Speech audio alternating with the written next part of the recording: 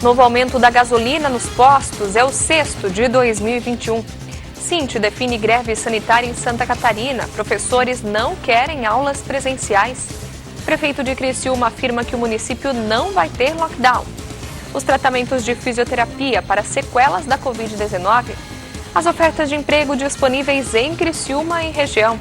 Em Laguna, inaugurada a iluminação cênica da ponte Anita Garibaldi. O governo federal divulga valor do novo auxílio emergencial. As mudanças na declaração do imposto de renda de 2021.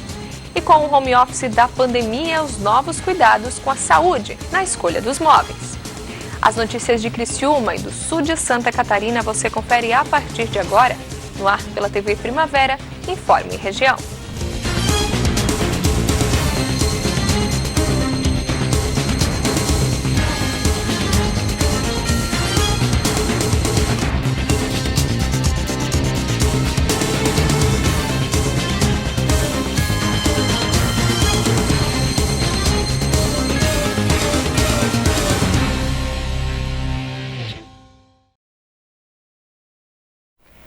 Hoje é terça-feira, 9 de março de 2021. Para você que acompanha a TV Primavera, uma boa tarde. O dia começou com mais um aumento nos combustíveis. O reajuste foi aplicado hoje nas refinarias. É o sexto, só nesse ano. A repórter Michele Veiga traz para a gente as informações. E abastecer os veículos já ficou mais caro a partir desta terça-feira, já que a Petrobras anunciou mais um aumento no preço dos combustíveis. Esse é o sexto consecutivo somente neste ano na gasolina e o quinto do diesel. Mesmo assim, ainda houve substituição do presidente da companhia pelo presidente da República, Jair Bolsonaro, que considera os aumentos dos combustíveis abusivos pela estatal. Mas mesmo assim, hoje já se paga 15 centavos a mais por litro no preço da gasolina e 23 centavos a mais no preço do diesel por litro. Você que já vai abastecer o seu carro hoje já vai sentir o aumento no bolso. Com informações para o Informe Região, repórter Michele Veiga. Obrigada, Michele. E as aulas presenciais da rede pública estadual em Santa Catarina podem parar. A decisão foi deliberada nesta segunda-feira pelos professores, que podem entrar em greve. O Sindicato dos Trabalhadores da Educação de Santa Catarina, o Cinti, decidiu na tarde desta segunda-feira em Assembleia Geral pela paralisação das aulas presenciais e continuidade apenas de forma online. Conforme o Cinti, a decisão foi tomada depois dos crescentes casos positivos de Covid-19 na comunidade escolar da rede pública estadual. Em nota, o sindicato ressaltou que Santa Catarina vive um colapso na saúde, com hospitais lotados e sem vagas nas UTIs. O Cinti diz ainda que as escolas estaduais não possuem estrutura para garantir as definições dos planos de contingências e afirma que há denúncias de falta de segurança sanitária em todo o estado e aulas sendo suspensas com casos suspeitos entre estudantes e profissionais, além de casos confirmados e profissionais hospitalizados. Na nota, o sindicato pede ainda que o Estado tome uma medida em defesa da vida da população e reitera que os trabalhadores da educação não vão retornar às escolas e vão seguir com as aulas de forma online. Logo após o comunicado, o secretário de Educação do Estado, Luiz Fernando Vampiro, se reuniu com a assessoria e também emitiu uma nota oficial. A secretaria informou que foi notificada oficialmente pelo sindicato e que considera a greve sanitária ilegal. Entre os motivos, a secretaria destaca que uma greve só é considerada legítima quando temporária, mas o Cinti não estabelece data da decisão. Além disso, o sindicato exigiu do Estado a vacinação de todos os profissionais, para que assim retornem às salas de aula.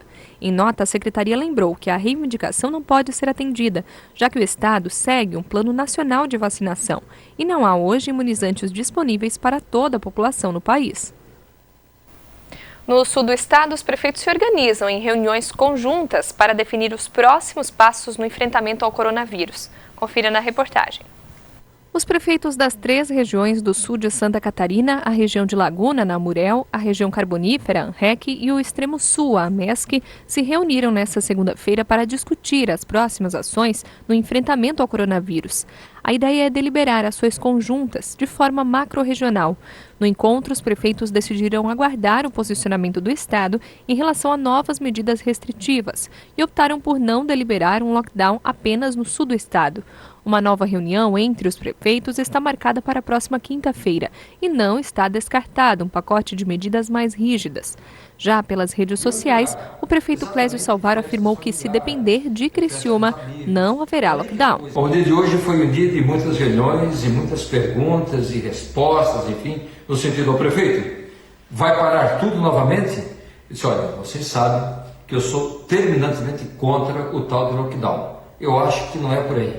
Eu acho que no local de trabalho, na indústria, no comércio, na escola, no espaço municipal, aonde você trabalha é o local mais seguro. E ele criticou ainda situações que levam à aglomeração e que são as mais propícias para a contaminação. Nós temos conversado com muitas pessoas que pegaram o vírus.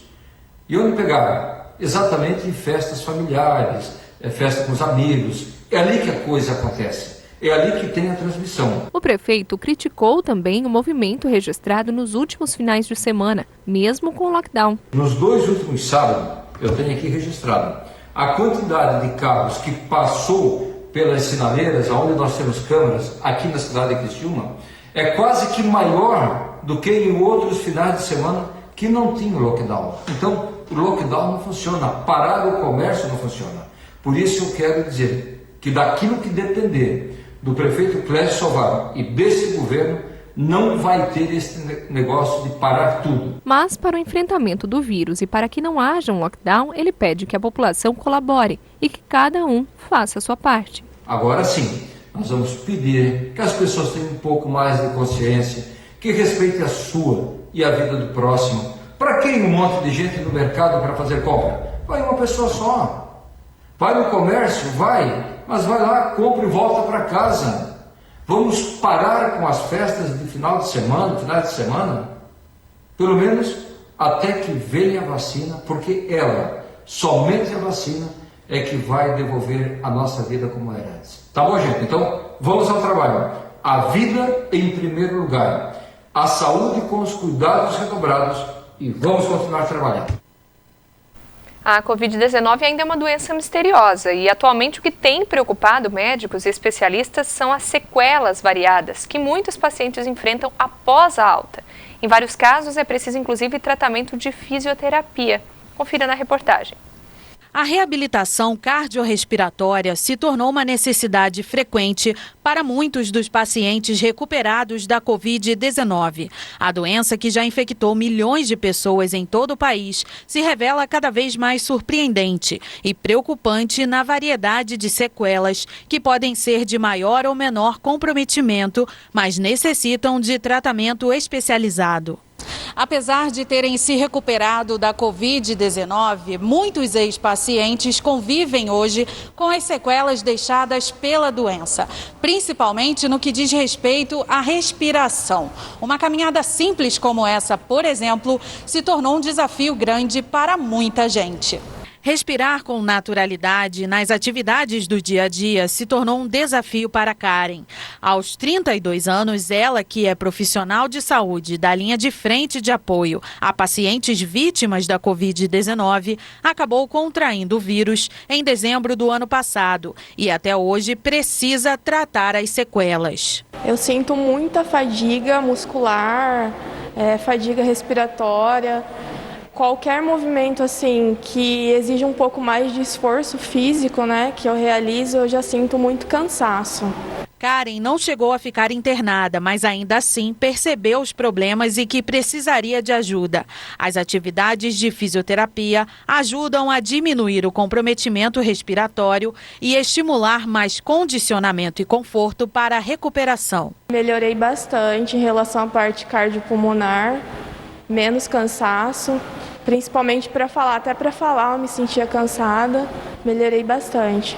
Um projeto promovido por uma universidade privada de Dourados oferece tratamento totalmente gratuito para pacientes que tiveram Covid-19 e precisam da fisioterapia. São feitos protocolos de avaliação para esse paciente, para você saber que nível de capacidade funcional que esse paciente se encontra, para daí você traçar os objetivos, e para daí traçar as condutas para cada paciente. Então, tudo é feito de forma individualizada, E esse paciente ele vai ser submetido a uma terapia de forma individualizada e ele vai ser monitorado a todo momento. Então, quanto à frequência cardíaca, quanto à saturação, frequência respiratória, escala subjetiva de esforço. Então, a evolução desse paciente vai ser feita conforme uma reavaliação diária e também conforme a evolução do paciente na terapia. A característica comum da maioria dos casos envolve a fraqueza respiratória e o tratamento ajuda a reabilitar o paciente, como explica a fisioterapeuta. A fisioterapia ela vai promover esse retorno dessa capacidade funcional do paciente, né? Então, nós vamos de encontro à necessidade que ele tem. Então, nós vamos tentar suprir aquilo que está faltando, através de exercícios, né, bem elaborados e de monitorização para esse paciente conseguir chegar ao que ele estava antes ou mesmo melhor do que a capacidade que ele apresentava anteriormente ao Covid. Para ser atendido gratuitamente no projeto, basta procurar a unidade na universidade com um encaminhamento ou um laudo que comprove a necessidade de tratamento pós-Covid. Pode estar se direcionando aqui na clínica de fisioterapia para fazer esse agendamento, né? Ele funciona tanto na parte da tarde, no período vespertino, quanto à noite. Então, das 7 às 10 da noite também nós temos esse atendimento. A seguir, inaugura a iluminação cênica da Ponte Anita Garibaldi, em Laguna.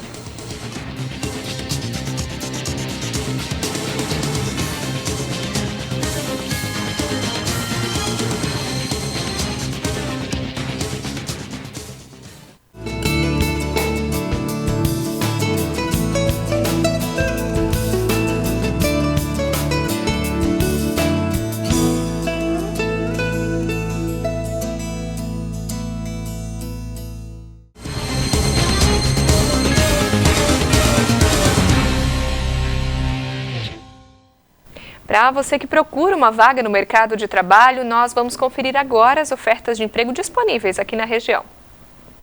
Motoboy, consultora de crédito, auxiliar de escritório, auxiliar de laboratório, vendedor, auxiliar de expedição, gestor de tráfego na internet, auxiliar de departamento fiscal, mídias sociais, agente de frota, consultora de vendas, ajudante de motorista, eletricista industrial, instalador de ar-condicionado, desenvolvedor web, torneiro mecânico, designer gráfico, suporte TI, auxiliar de logística, secretária, monitorador de sistemas, farmacêutico, professor de inglês, doméstica.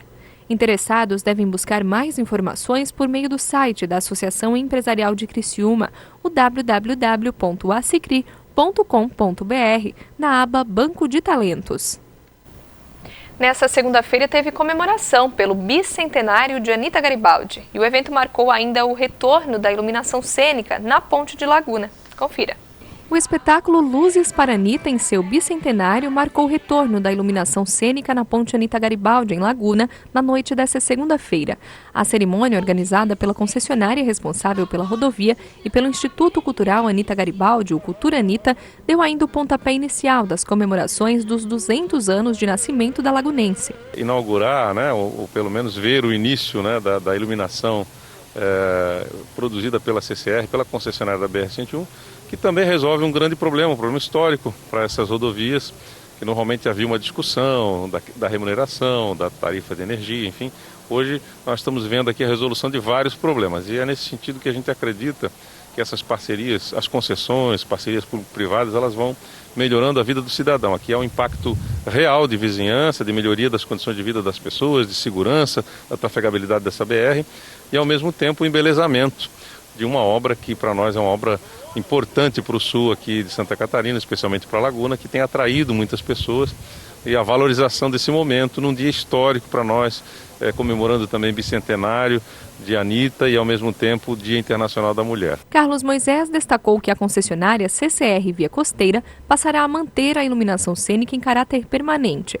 Após a inauguração da estrutura em 2015, houve uma série de problemas para a manutenção do serviço. Nós tínhamos uma dificuldade, até porque a obra de arte, a ponte em si, demorou mais tempo para ser construída do que a própria duplicação da BR. Então aqui se transformou num gargalo. E por muito tempo nós frequentamos aqui, utilizamos a rodovia federal, a BR-101, e tínhamos aqui um grande gargalo, formavam grandes filas. E tão logo essa obra foi conclusa, a condição de vida de quem vive no sul de Santa Catarina para buscar, enfim, os seus negócios de interesse, aeroporto internacional em Florianópolis, enfim, facilitou muito a vida de todos, diminuindo também o número de acidentes fatais, enfim. O governador ressaltou ainda a importância das parcerias para a manutenção de vias importantes no estado. A gente percebe que esses investimentos são de extrema importância para o cidadão catarinense, é o que a gente está tentando construir, inclusive, com outras BRs, inclusive oferecendo ao governo federal a ajuda para que a gente possa acelerar as obras, por exemplo, da 470, da BR-280 e tantas outras rodovias, a 163 também, no oeste de Santa Catarina. Então, parcerias, o cidadão que utiliza a via, ele não sabe se ela é concedida, se ela é do município, do estado ou do governo federal. Ele quer uma rodovia segura para transitar. Então aqui a gente vê o exemplo clássico disso, de como melhorou a condição de trafegabilidade e a segurança das pessoas. Nessa semana, o Congresso deve finalizar a votação para o retorno do auxílio emergencial. O ministro da Economia, Paulo Guedes, adiantou os novos valores que devem ser pagos às famílias que precisam de ajuda nesse momento da pandemia. E além do suporte financeiro, mais vacinas devem ampliar a imunização dos brasileiros. Depois da compra de doses da Oxford AstraZeneca, o governo brasileiro fechou acordo também com a Pfizer. Na reunião por videoconferência com o presidente mundial da Pfizer, o presidente Jair Bolsonaro acertou a entrega antecipada de 5 milhões de doses da vacina contra a Covid-19, junto às 9 milhões de doses já previstas para este primeiro semestre. O contato hoje foi excepcional, eles entenderam a gravidade que o Brasil atravessa com essa nova cepa, que é interesse deles que não saia do local, né? Então isso ajudou muito nessa negociação. As 14 milhões de doses devem chegar ao país até junho. É basicamente aumentar os lotes a curto prazo, de vacina a curto prazo, e também a antecipação do que seria no último trimestre do ano para passar para o terceiro trimestre, uma boa parte dessas vacinas. É isso que nós vamos fazer, é vacinar e justamente manter a economia em movimento. O ministro Paulo Guedes também afirmou que o novo auxílio emergencial terá valor médio de R$ 250. Esse é um valor médio, porque se for uma família monoparental dirigida por uma mulher, aí já é 375. Se for monoparental, se tiver um homem sozinho, aí já é 175. Se for o casal, os dois, aí já são 250. A proposta de emenda constitucional que autoriza o pagamento do auxílio emergencial por crédito extraordinário, sem ferir o teto de gastos da União, foi aprovada na semana passada pelo Senado e agora precisa passar pela Câmara. Ainda não foi definido quando começa o pagamento, nem quantas parcelas serão. A seguir, com o home office na pandemia, os cuidados com a escolha dos móveis na prevenção à saúde.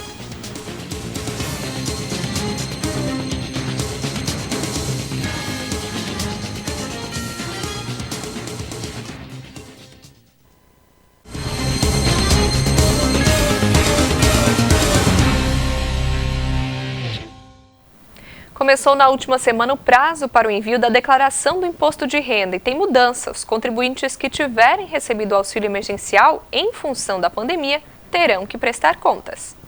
A declaração do imposto de renda é obrigatória para quem recebeu rendimentos tributáveis superiores a R$ 28.559,70 em 2020 e para quem recebeu o auxílio emergencial e outros rendimentos com valor anual acima de R$ 22.847,76. Caso ele se enquadre numa situação de devolução, o próprio programa enviará um aviso, com a concordância, ele poderá então emitir o DARF e fazer a devolução desse auxílio. Caso não concorde, existe um site onde ele poderá então acessar o Ministério da Cidadania, justamente para explicar alguma situação diferenciada. O programa e os aplicativos para celulares e tablets já estão disponíveis para download. O prazo começa a contar a partir do dia 1º de março. Em média, 60% dos contribuintes têm imposto a restituir e 19% a pagar. O prazo para entrega das declarações termina no dia 30 de abril e um mês depois, no dia 31 de maio, a Receita Federal libera o primeiro lote de restituições. As restituições serão priorizadas pela data de entrega da declaração. Idosos, pessoas com deficiência física e doenças graves têm prioridade. Em maio, começa o primeiro lote de restituição.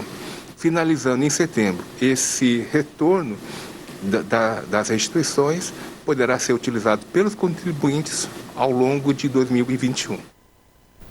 Com a pandemia, a modalidade de trabalho home office virou tendência, mas para quem trabalha em casa é preciso ter cuidado com a escolha dos móveis, por exemplo. É questão de saúde. Você já parou para pensar quantas horas fica sentado, trabalhando, no mesmo lugar? Se você pensa que transferir o trabalho para dentro de casa é só uma questão de ter bons equipamentos eletrônicos, está muito enganado. Com a prolongação da pandemia, muitas empresas aderindo cada vez mais ao home office. As adaptações em casa têm que acontecer.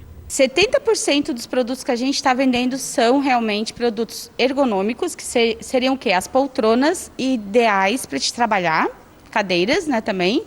E as mesas, assim, um pouco mais compactas, que seriam para home office.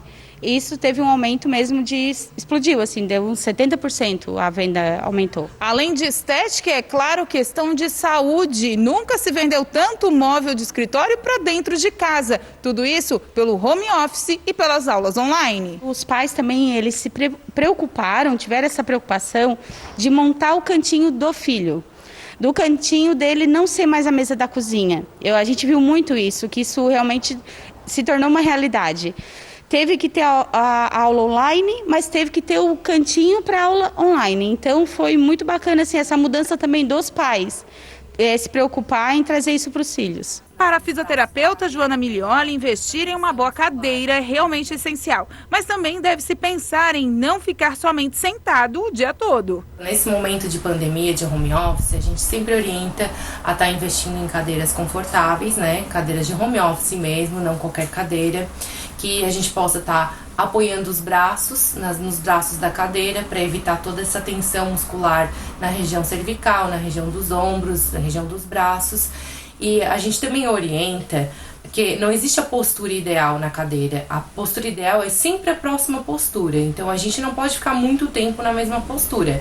O ideal é se movimentar, é levantar um pouquinho, fazer pausas e depois voltar para o home office. Mas não é comprar qualquer cadeira ou mesa que se dizem ergonômicas. O importante é pesquisar e, é claro, saber mais sobre o produto. Afinal, é a sua saúde que está em jogo. Normalmente, as pessoas elas conhecem a gente pela rede social. E ela vem realmente com uma fotinho ali do Google, tal, querendo a estética. E a gente tenta convencer o cliente a vir na loja, que é para realmente a gente oferecer um produto ergonômico. Porque não adianta, às vezes, o produto ser bonito, mas ele não atender a questão da ergonomia. Seja para home office ou para as aulas online, o importante é também cuidar da sua saúde em casa. Nada de pegar a cadeira da cozinha ou sentar no sofá. O importante é ter postura e se cuidar para trabalhar e estudar bem. O Informe Região vai ficando por aqui. Você continua acompanhando a nossa programação e pode ficar também por dentro das informações pelas nossas redes sociais. Nosso Facebook é o facebook.com/TV Primavera e o nosso Instagram, @TV Primavera. Uma boa tarde para você.